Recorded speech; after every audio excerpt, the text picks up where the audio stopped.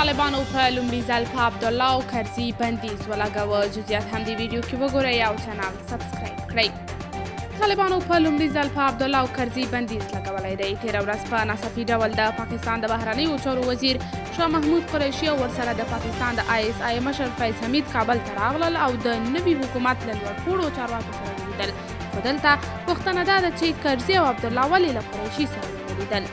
د ملت غږ سرچینې وایي چې پرون پنجابي پلاوي غوښتل چې له پخواني جمهور رئیس کرزي او د ملي مصالحې له مشر عبدالله سره وګوري، خو اجازه نه ده ورکړل شوې.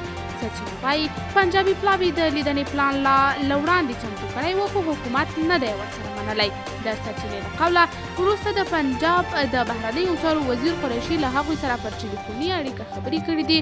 دا چې د طالبانو حکومت ولې هغوی ته د لیدنو اجازه نه ده ورکړې، په دې اړه جزئیات نه دي ترلاسه شوي، خو داسې برېښي چې طالبان پر دې دوو پخوانیو مسؤلینو بې باوره دي. قدرمنو لیدونکو، تاسې د دې موضوع په هکله څه نظر لرئ؟ نظریات مو راسره په کمنټ کې شریک، ویډیو لایک او چینل سبسکرایب کړئ.